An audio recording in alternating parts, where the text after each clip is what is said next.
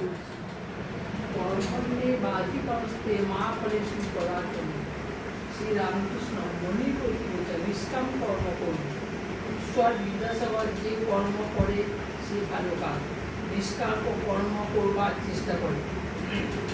মনি বলল আজ্ঞা হ্যাঁ, আচ্ছা যেখানে কর্ম সেখানে কি ঈশ্বর পাওয়া যায়? রাম আর কাম কি একসঙ্গে হয়? হিন্দিতে একথা একটা কথা সেদিন পড়লাম, যাহা রাম তাহা নাহি কাম, যাহা কাম তাহা নাহি রাম। রামকৃষ্ণ কর্ম সকলেই করে, তার নাম গুণ করা এও কর্ম। সোহম বাজিদের আমিন সে, এই চিন্তাও কর্ম। নিঃশ্বাস ফেলা এও কর্ম। কর্ম ত্যাগ করবার জোড়া, তাই কর্ম করবে, ঈশ্বরে সমর্পণ করবে। আজ্ঞা যাতে অর্থ বেশি হয় এ চেষ্টা কি করতে পারি?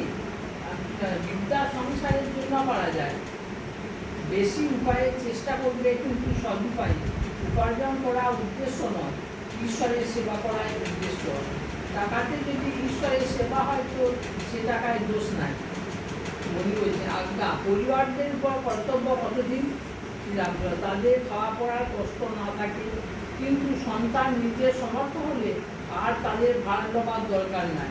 পাখির ছানা খুঁজতে খেতে শিখলে আবার মার কাছে খেতে যে মা চোখ মারে। মনে হচ্ছে কর্ম কতদিন করতে হবে? ফল লাভ হলে আর কি থাকে না, ঈশ্বর লাভ হলে কর্ম আর করতে হয় না, মনও লাগে না। মাতাল বেশি মদ দিয়ে হুঁশ রাখতে পারে না, জুয়ানা খেলে কাজকর্ম চলতে পারে। ঈশ্বরের দিকে যতই এগোবে ততই তিনি কর্ম কমিয়ে দেবেন, ভয় নাই। গৃহস্থের পুরো অন্তঃসত্ত্বা হলে শাশুড়ি ক্রমে ক্রমে কর্ম কমিয়ে দেয়। 10 মাস হলে আদপে কর্ম করতে যায় না, ছেলেটি হলে মেয়েটিকে নিয়ে নাড়াচাড়া করে। যে কটা কর্ম আছে সেই কটা শেষ হয়ে গেলে নিশ্চিন্ত।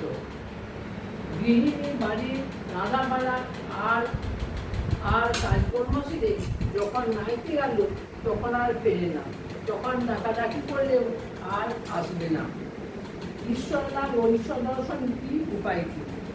মনি বলছেন আজ্ঞা ঈশ্বর লাভের মানে কি, আর ঈশ্বর দর্শন কাকে বলে আর কেমন করে হয়?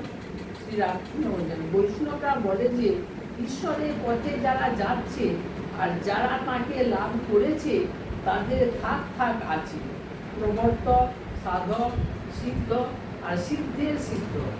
যিনি সবে পথে উঠেছেন তাকে প্রবর্তক বলে। যে সাধন করছে, পূজা জপ ধ্যান নাম গুণকীর্তন করছে, সে ব্যক্তি সাধক। যে ব্যক্তি ঈশ্বর আছেন বোধ করছে তাকে সিদ্ধ বলে। যেমন বেদান্তের উপমা আছে, অন্ধকার ঘর, বাবু শুয়ে আছে, বাবুকে একজন হাতে হাতে খুঁজছে, একটা পৌঁছে হাত দিয়ে বলছে এ নয়, জানলায় হাত দিয়ে বলছে এ নয়, দরজায় হাত দিয়ে বলছে এ নয়, নেত্রী নেত্রী নেত্রী। শেষে বাবু গায়ে হাত করেছে, তখন বলছে ই হয় এই বাবু, অর্থাৎ বস্তি বোধ হয়েছে, বাবুকে লাভ হয়েছে, কিন্তু বিশেষ রূপে জানা হয় না। আর এক থাক আছে, তাকে বলে সিদ্ধের সিদ্ধ। বাবুর সঙ্গে যদি বিশেষ আলাপ হয় তাহলে আর এরকম অবস্থা।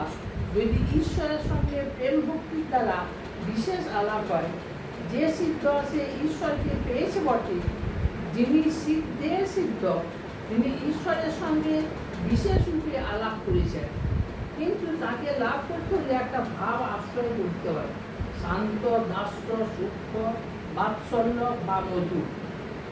শান্ত কি না ঋষিদের ছিল, তাদের অন্য কিছু ভোগ করবার বাসনা ছিল না। যেমন স্ত্রীর স্বামীতে নিষ্ঠা, সেই জানে আমার প্রতি কন্দর্প। দাস্য যেমন হনুমানের, রামের কাজ করবার সময় সিংহতুল্য। স্ত্রীরও দাস্য ভাব থাকে, স্বামীকে প্রাণপণে সেবা করে।